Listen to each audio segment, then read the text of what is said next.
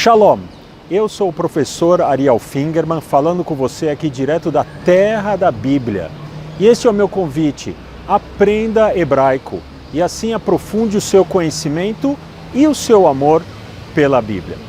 Bem, hoje eu quero te levar para passear e para aprender hebraico num dos meus lugares prediletos aqui da Terra Santa, que é o Museu Israel, considerado o melhor do país.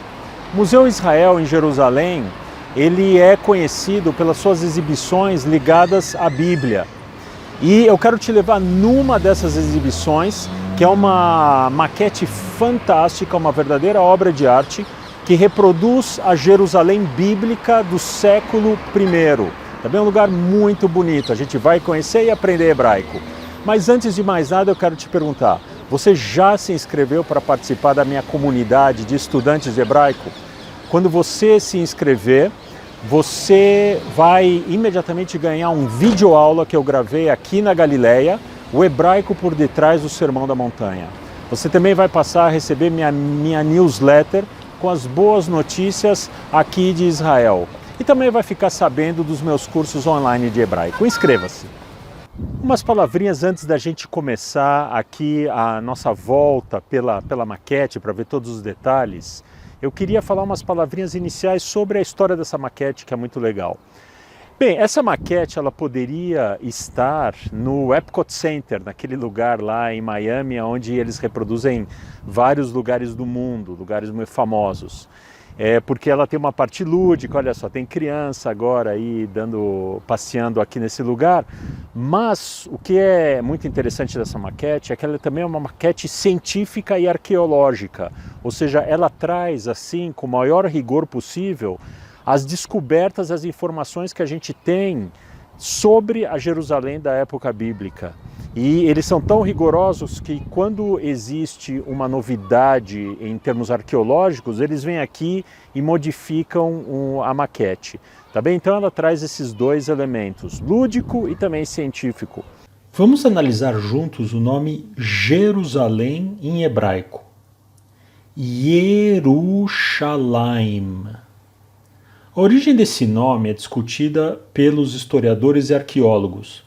Mas uma boa sugestão é a presença no seu interior das letras que formam a palavra Shalom, paz em hebraico. Daí então a ideia de Jerusalém como a cidade da paz.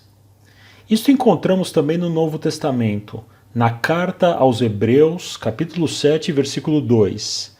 Está escrito que Melquisedeque era rei de justiça e depois também rei de Salém, que é rei de paz.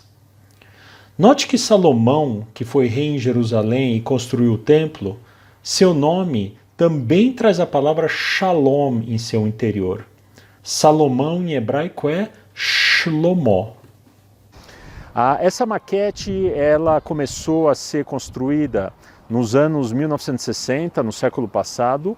Foi motivado por uma família que procurou um dos grandes arqueólogos da época, da Universidade de Jerusalém, e com essa ideia de fazer uma maquete que reproduziria Jerusalém, vejam só, a Jerusalém do ano 70 da era cristã, momentos antes da sua destruição por Roma. Então é importante a gente saber isso, vai ser importante aqui na nossa volta aqui, o que essa maquete está reproduzindo. Ela está no ano 70, ou seja, nós estamos mais ou menos 40 anos depois da crucificação de Jesus aqui em Jerusalém, e é esse momento, anos 70, um pouco depois, Roma iria fazer um cerco contra Jerusalém e destruir toda a cidade.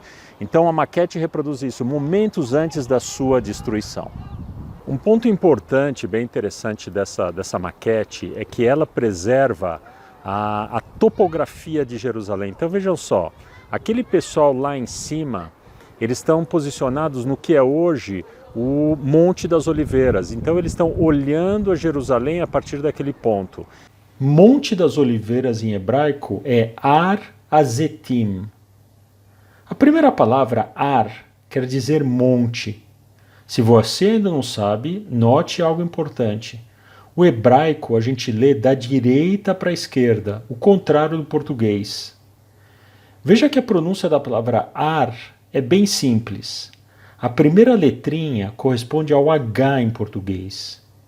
Note o sinal embaixo da letrinha. É a vogal A. O resultado é Ra. Em seguida vem a letra Resh, que corresponde ao R do português. Como não tem sinal algum de vogal embaixo, é o puro R. Har. Zetim são oliveiras. Temos aqui Monte das Oliveiras. E vejam só uma coisa interessante, ou seja, daquele ponto onde eles estão, existe um vale, que é chamado Vale de Josafá, que protege Jerusalém do lado oriental. Esse é o lado oriental. No lado sul, vocês estão vendo aqui, que também tem um vale profundo aqui. Esse, para quem conhece, esse aqui é o chamado o Vale do Inferno, o Vale da Guiena, aqui de Jerusalém. Essa é a parte sul. Vale da Guiena. Esse nome se tornou sinônimo de Vale do Inferno.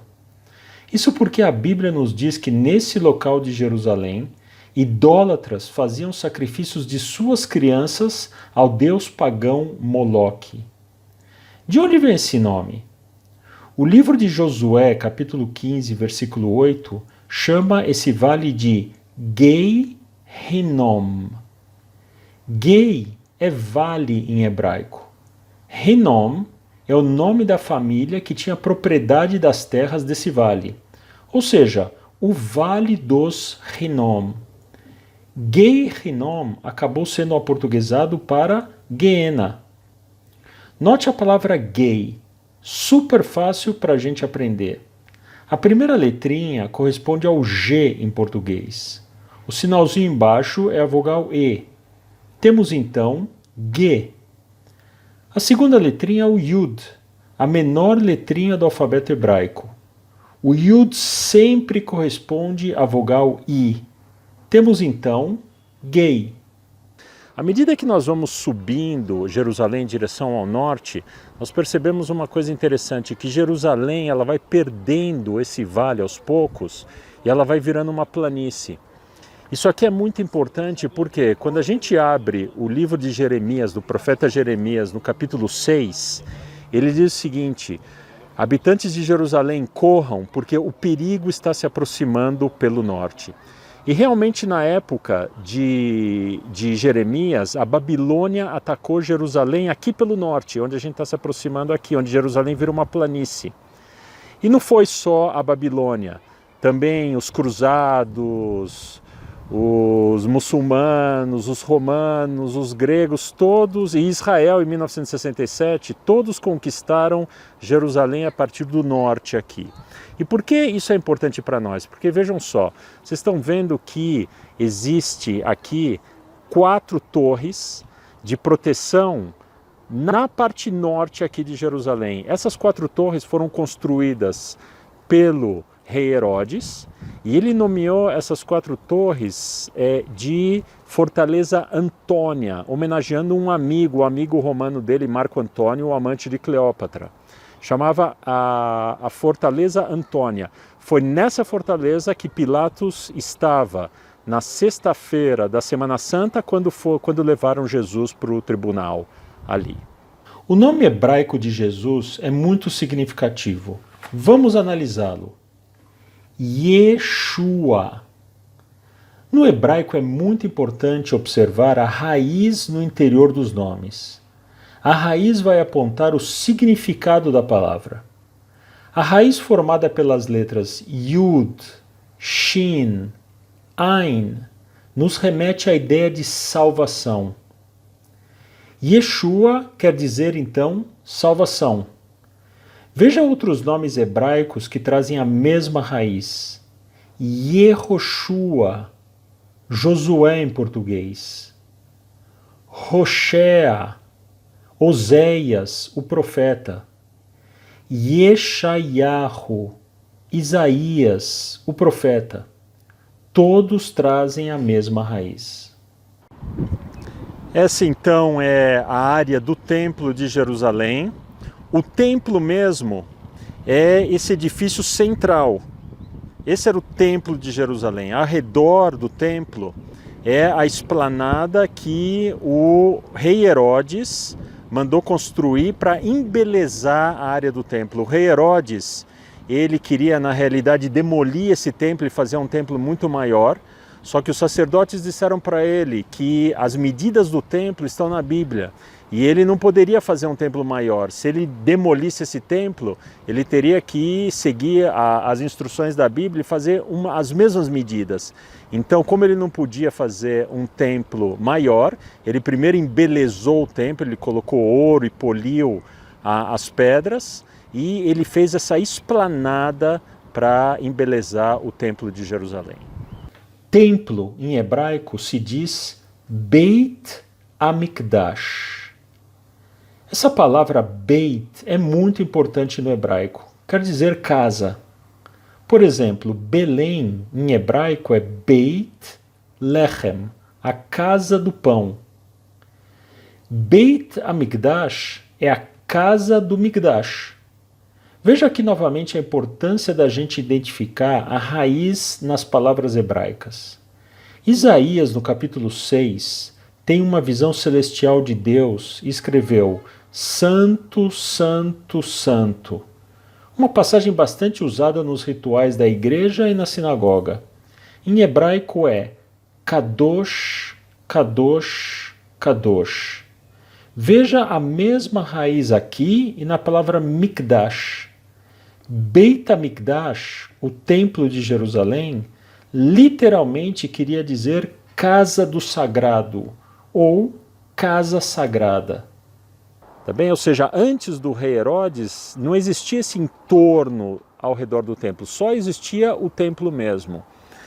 Aqui também vamos ficar bem de frente do templo e vocês vão ver uma coisa interessante aqui, essa entrada, vocês estão vendo aqui que tinha uma entrada aqui em direção ao templo. Essa aqui era o portão dourado de Jerusalém, e é por aqui que a tradição aponta que Jesus entrou em Jerusalém no domingo de Ramos.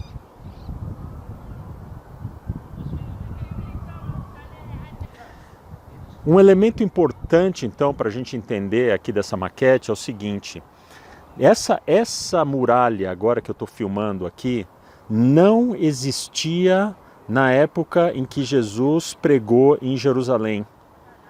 Tá bem? O que existia era essa segunda muralha, um pouquinho mais para trás, em segundo plano. Isso aqui é muito importante para algo que eu vou mostrar um pouquinho mais adiante. Mas isso é importante a gente saber. Essa muralha aqui, que agora eu estou filmando, ela foi construída depois da crucificação de Jesus, quando os judeus começaram a se preparar para a grande rebelião contra o Império Romano, que iria levar à destruição de Jerusalém no ano 70. Então, essa muralha aqui não existia. Jesus não conheceu essa muralha. Vejam só, agora eu estou filmando também um elemento interessante aqui. Vocês podem ver que tem aqui um reservatório de água formado por duas partes. Na época bíblica, o que eles faziam? Eles faziam esses reservatórios que a Bíblia chama de tanque ou piscina para guardar água para os meses sem chuva. Então esse tanque era chamado de o tanque de Betesda. Foi aqui que Jesus visitou esse tanque e curou um paralítico que vivia nesse tanque há 38 anos. O tanque da cura do paralítico é conhecido como Betesda. De onde vem esse nome? A origem no hebraico é Beit Chesed. A palavra Beit nós vimos, quer dizer casa. A segunda palavra é super importante na Bíblia, Chesed, que quer dizer misericórdia. Beit Chesed, a casa da misericórdia. Veja como é fácil pronunciar a palavra Hesed. A primeira letrinha equivale no português ao RR. Embaixo dela está o sinal da vogal E. Temos então Ré. Em seguida vem a letrinha Samer, que equivale ao S no português. Também embaixo o sinal de vogal E. Temos então C. E a última letrinha é o Dalet, que equivale ao D no português. sem nenhum sinal de vogal, é o puro D. Hesed. Em aramaico, Beit Hesed se diz Beit Hizda. Daí acabou chegando no português como Betesda. Então toda essa parte que nós estamos caminhando aqui é o norte de Jerusalém, por onde através dos séculos os conquistadores de Jerusalém invadiram a cidade. Essa muralha que nós estamos acompanhando não existia na época de Jesus, existia essa segunda muralha, essa que era a muralha de Jerusalém. Isso é uma coisa muito importante para algo que a gente vai ver em seguida, e eu quero trazer um elemento aqui que é um elemento importante para a gente entender essa maquete e a mensagem dela. Algo muito importante para o que eu quero mostrar aqui é a gente saber que na tradição judaica nunca se organiza cemitérios dentro de uma cidade. E na época bíblica, a cidade ela era definida por sua muralha. Ou seja, não existia nunca um cemitério dentro da muralha de Jerusalém. Isso é uma coisa que a gente precisa ter em mente para algo que eu quero explicar agora em seguida. E nós chegamos aqui a um ponto muito importante dessa maquete, que eu quero mostrar o seguinte. Vejam só, nós estamos vendo o templo, nós estamos vendo à esquerda agora do templo as 4 torres da Fortaleza Antônia, e na Fortaleza Antônia é a primeira estação da Via Dolorosa, então é onde levaram Jesus preso, frente a Pôncio Pilatos, na sexta-feira da Semana Santa. Agora vejam só o que eu quero mostrar, olha só. Vocês podem ver que existia uma escadaria descendo aqui a Fortaleza Antônia. Agora vejam só o seguinte, vocês estão vendo aqui na muralha um portão. Esse portão, e ao lado do portão, vejam só que existe uma rocha mais rude. Essa rocha é o Gólgota. A palavra Gólgota tem a sua origem no hebraico Gulgolet. Gulgolet em hebraico quer dizer caveira. Aparentemente, nessa pedra de Jerusalém, onde os romanos crucificavam pessoas, os habitantes da cidade, aterrorizados, imaginavam ver ali a figura de uma caveira. De Gulgolet chegou até nós como Gólgota. Então, vamos entender o que é a Via Dolorosa, o que foi a Via Dolorosa em termos da Jerusalém daquela época. Então, na primeira estação, na Fortaleza Antônia, o encontro entre Jesus e Pôncio Pilatos. A condenação, Jesus então desce aquela escadaria. E o que fizeram é o seguinte, a execução e o sepultamento de Jesus não podia ser feito dentro de Jerusalém. Então tiraram Jesus através desse portão e crucificaram ele em frente à muralha nessa pedra, nessa rocha, e é nesse lugar em que hoje existe o Santo Sepulcro. Agora vejam só, essa outra muralha mais perto de nós aqui não existia na época de Jesus. Se existisse, teriam que tirar Jesus através de outro portão e a crucificação seria feita aqui fora dessa muralha. Mas como essa muralha não existia, a crucificação então acontece ao lado da muralha da época dele. Nós estamos agora num outro ponto, vocês estão vendo aqui um outro portão da Jerusalém antiga. Esse portão ele fica quase igual ao que é hoje o portão Jafa, para quem lembra, quem visitou aqui Jerusalém. O portão Jafa da cidade velha de Jerusalém é bastante conhecido de quem visita hoje a cidade santa. É a mais movimentada entrada para a cidade velha e onde começa o famoso bazar árabe. A palavra Jafa em hebraico é Yafo. Novamente chamam a atenção para a importância de identificar a raiz numa palavra hebraica. Bonita, em hebraico, se diz Yafá. Veja a semelhança. A tradução ao pé da letra de portão Jaffa pode ser o bonito portão. Agora vamos nos concentrar nesse ponto da maquete que é bem interessante. Olha só, vejam a flecha. A flecha está apontando uma parte da esplanada construída pelo rei Herodes para proteger e para embelezar a área do templo de Jerusalém. Olha onde ficava o templo mesmo de Jerusalém. Muito bem, essa flecha está apontando o lugar onde hoje é o Muro das Lamentações. Então por que esse pedaço da esplanada ele ficou tão santificado? Porque esse é o lugar onde, através dos séculos, os judeus puderam se aproximar do lugar onde ficava o templo e fazer suas orações. Os judeus não fazem suas orações mais aonde existia o templo de Jerusalém. Lá hoje é a cúpula dourada muçulmana. Então o lugar que os judeus se aproximam mais da área do templo é o Muro das Lamentações. Veja então que o Muro das Lamentações não é a parede que sobrou do templo de Jerusalém, como algumas pessoas dizem. Tá bem? O Muro das Lamentações não tem nada a ver diretamente com o templo. O templo foi totalmente demolido pelos soldados romanos. Tá bem? O Muro das Lamentações é uma parte da esplanada do rei Herodes. Os judeus não chamam esse lugar sagrado de Muro das Lamentações. Não é um lugar para se lamentar, e sim para se comunicar com Deus.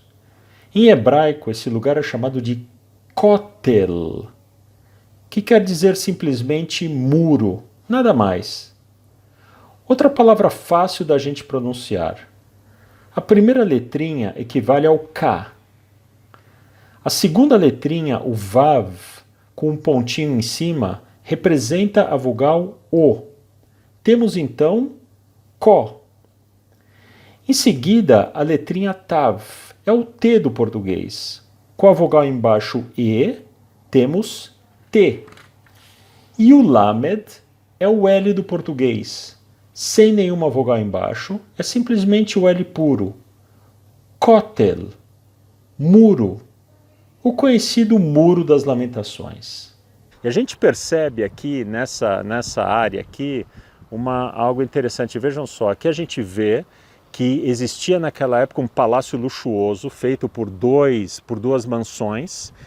Quem vivia nesse palácio, ele se sentia muito desprotegido, a tal ponto que ele mandou fazer, olha só, ele mandou fazer uma muralha ao redor dessas mansões e ainda fez 3 torres de observação, de proteção a esse lugar. Bem, quem é um rei tão poderoso da história de Jerusalém, que tinha ao mesmo tempo tanto poder e riqueza e também tanto temor? É o rei Herodes. Tá bem? Então ele mandou fazer, e vejam só, ele fez 3 torres aqui. A da direita, a mais mimosa, ele chamou de Torre Mariane, ele dedicou à sua esposa Mariane, que ele amava tanto, mas que no final ele mandou assassinar. E essa torre da esquerda, a maior delas, é quando o general Tito, romano, ele invadiu Jerusalém e ele destruiu a cidade, ele deu a ordem de que essa torre, a mais alta da cidade, fosse o único edifício que ficaria de pé aqui em Jerusalém. E ele disse o seguinte: eu quero que quem passar por essas ruínas imagine a cidade gloriosa que eu, Tito, destruí. E ela ficou então de pé, e até hoje a gente pode ver ela, visitar ela. Hoje a gente chama de a Torre de Davi, que fica na entrada de Jerusalém pelo portão Jaffa. Davi, o grande rei de Jerusalém. Foi Davi que conquistou a cidade por volta do ano 1000 a.C., das mãos dos jebuseus, e tornou Jerusalém a capital do mundo bíblico. Repare no nome hebraico de Davi, David. Um nome fácil da gente pronunciar. A primeira letrinha é o Dalet, que equivale ao D do português. Embaixo da letrinha está o sinal da vogal A. Temos então Da. Em seguida, o Vav, que equivale aqui ao nosso V. O pontinho embaixo é a vogal I. Temos então Vi. E a terceira letrinha é o Dalet novamente, sem nenhuma vogal, simplesmente D puro. David. Você conhece a mais famosa declaração de amor da Bíblia? Está no Cântico dos Cânticos, capítulo 6. Eu sou do meu amado é meu. Ani ledodi vedodi li. Repare na palavra meu amado, dodi. Veja como tem a mesma raiz do nome David. Então, o nome David quer dizer em hebraico amado. Continuando aqui o nosso passeio, esse aqui é o Monte Sião. Também reproduz aqui o que hoje é o Monte Sião. O Monte Sião é um dos montes de Jerusalém. E por que ele ficou tão famoso? Por que o Monte Sião, esse daqui, ele se tornou na Bíblia um sinônimo de Jerusalém, da palavra Jerusalém? Isso porque a cidade de Jerusalém nasceu no Monte Sião. O primeiro núcleo de habitantes de Jerusalém foi aqui no Monte Sião. Então por isso que desde o início Sião se torna um sinônimo de Jerusalém. Sião é uma palavra que vale a pena a gente conhecer em hebraico. É um monte, como o Monte das Oliveiras que já falamos. Então o nome completo é Har Tzion, Monte Sião. Veja a palavra Tzion. É formada pela letra Tzadi, que em português seria TS, com o som Tz, Tz. Como tem um pontinho embaixo representando a vogal I, a pronúncia fica Tzi. Também o Yud está aqui para reforçar a vogal I. É uma repetição da vogal. A letrinha Vav, com um pontinho em cima, já vimos, representa a vogal O. E a última letrinha é o Nun Sofit, que equivale ao N em português. Como não tem vogal alguma, é o N puro. Temos então Har Tzion, Monte Sião. Vejam que aqui na parte sul existe um vale profundo que protegia a cidade, é uma proteção natural, e a maquete reproduz aqui. Aqui a gente vê uma coisa interessante, a gente vê que tanto no Antigo Testamento quanto no Novo Testamento, tanto Moisés quanto Jesus disseram o seguinte: sempre haverá pobres entre vocês. E vocês podem ver que na Jerusalém Antiga não era diferente. Aqui embaixo viviam os pobres no barranco, vê que isso aí não mudou também, e lá em cima viviam os mais ricos. Essa aqui, agora a gente chegou num ponto interessante aqui, essa era mais um tanque ou reservatório de água, olha só, que existia em Jerusalém. Esse é o tanque de Siloé, onde Jesus curou um cego de nascença. Olha só ele aqui, o tanque de Siloé, aqui no extremo sul de Jerusalém. A palavra Siloé é um aportuguesamento do nome hebraico Shiloah. Note algo interessante aqui. Nós sabemos que a piscina de Siloé foi formada quando o rei Ezequias desviou as águas de um manancial de Jerusalém para dentro das muralhas, formando esse tanque, cerca de 700 a.C. Em hebraico, a raiz formada pelas letras Shin, Lamed, Het, quer dizer enviar. Ou seja, o nome Shiloah, Siloé em português, quer dizer águas enviadas. E veja mais essa. A palavra apóstolos, os 12 apóstolos, é uma tradução do hebraico shlichim. Note a raiz comum à palavra shiloah. Apóstolos em hebraico significa enviados. Ou seja, os apóstolos foram pessoas preparadas por Jesus para serem enviadas para difundir a nova fé.